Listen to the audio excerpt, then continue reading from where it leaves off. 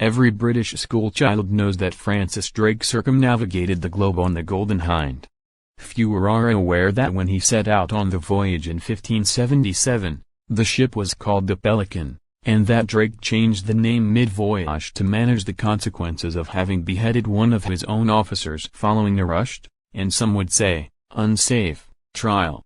4 centuries of myth-making have created different versions of Drake. To the English, he was a plucky hero of the Elizabethan Golden Age who outsmarted the mighty Spanish. To the Spanish, he was a pirate, feared and hated as El Drac, the dragon. Historians have peeled away these layers to reveal a more nuanced portrait. Drake lived just as England was beginning to carve out a new, naval role for itself on the European and global stage. A brilliant and fearless navigator in a new age of colonialism, Drake used, and was used by, England's elite to get rich through pillage and slave trading. In the popular imagination, Drake is associated with one monarch. Elizabeth I. Drake's youth, however, was deeply shaped by the religious tumult brought on during the reigns of her predecessors.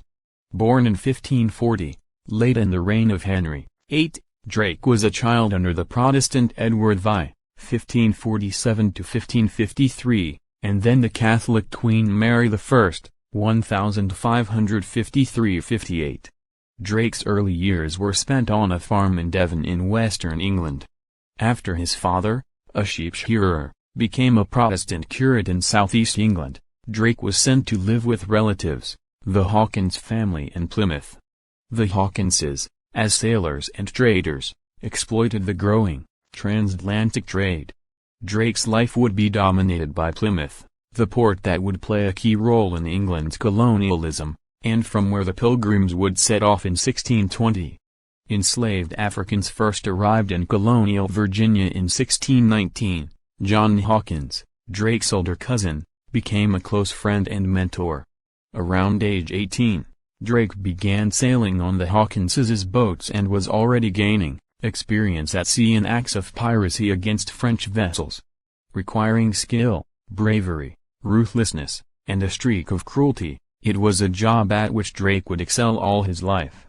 Drake, Hawkins, and other privateers were tacitly permitted to prey on French shipping because England was at war with France.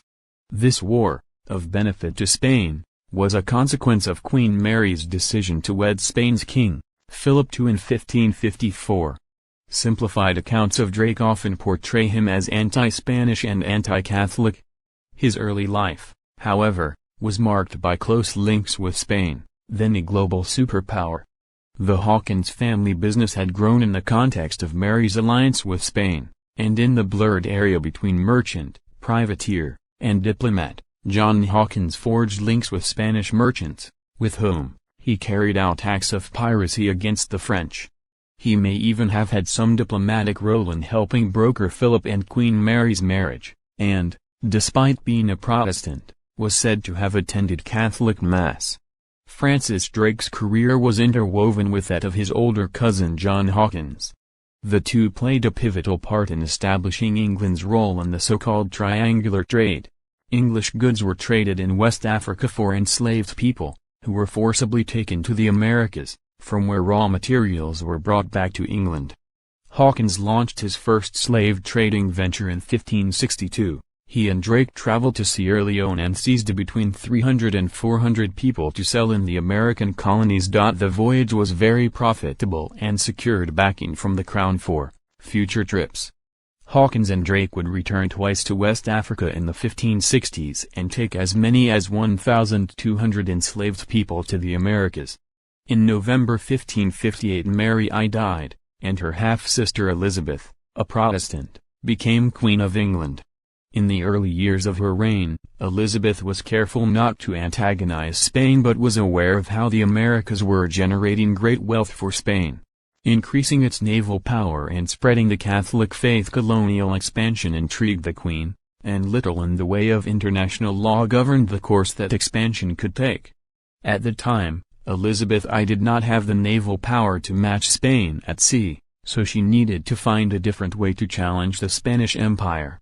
England's Elizabeth I and Spain's Philip II went from allies to enemies, Smaller operations proved to be a profitable strategy, but in the headlong race for wealth and glory, consideration for the lives of non-Europeans was absent.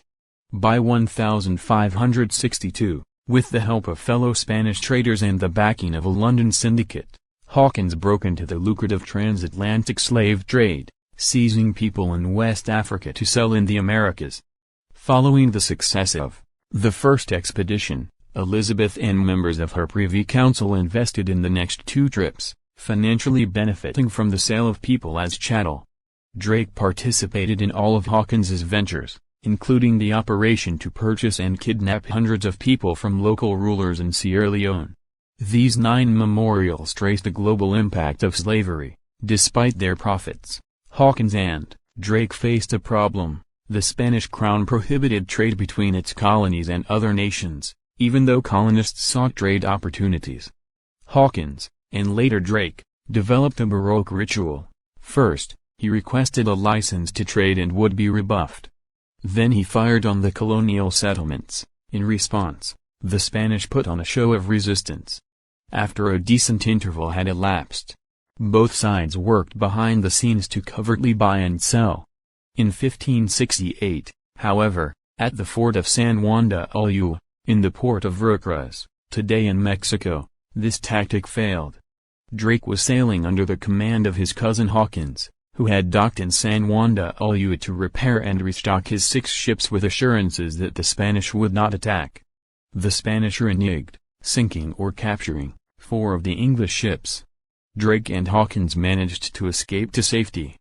Hawkins's ship, however, held many survivors, whom he was later forced to leave stranded. Drake, meanwhile, headed back alone to England, and so forsook us in our great misery, Hawkins wrote later. The incident placed a great strain on the two men's relationship.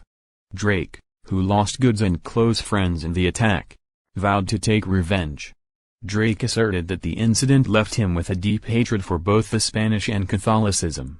His seamanship would give him plenty of opportunities for revenge.